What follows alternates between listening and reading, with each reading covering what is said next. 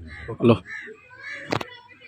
पक सुञाता पंहिंजा हुआ की धारियण सां गॾु धाड़े में भई ॾस ॾिसां वांगीड़नि जे वाड़े में मुंहिंजा मानवारा बहादुर साथियों जी सिंधी जे बरादर साईं जीएम सैयद जी शहीद सूरज मोहतरम बशीर खान कुरैशी इनकलाबी जदोजहद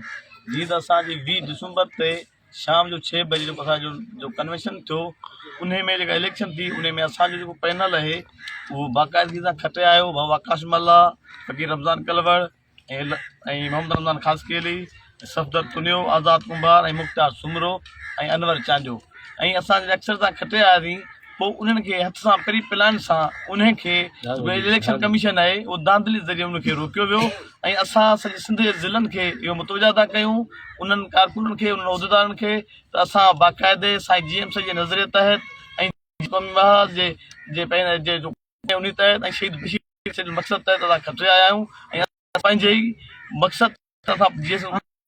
उन में बाक़ाइदे सॼी सिंध कारकुन सां राब्ते में ईंदासीं त उन्हनि खे चवंदा उहे बि राब्ते में अचनि छो त असां खटे आयल उमेदवार आहियूं ऐं हिन जेके हारियल उमेदवार ठाता असां हुनजो बाक़ाइदे बाइकाट कंदासीं। सिंध खे मुबारकूं हुजनि बाबा जिस कम जी इलेक्शन ऐं असां साईं जी मज़ार तां तरानो पढ़ी तहरीक आगाज़ कंदासीं। जीअं त वाइस चेयरमैन मुक़ाबिलो थियो उन में आकाश मला 223 में ऐं अमजद मैसर 100 वोट खया ऐं वाइस चेयरमैन ते जेको मुक़ाबिलो फ़कीर 173 वोट सरवर खुशक ऐं राबिल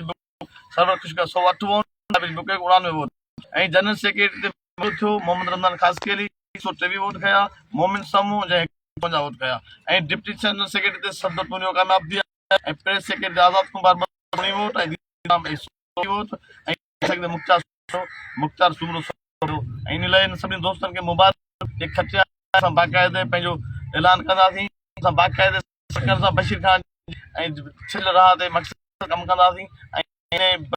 जेका काफ़िया दस्तकम आहे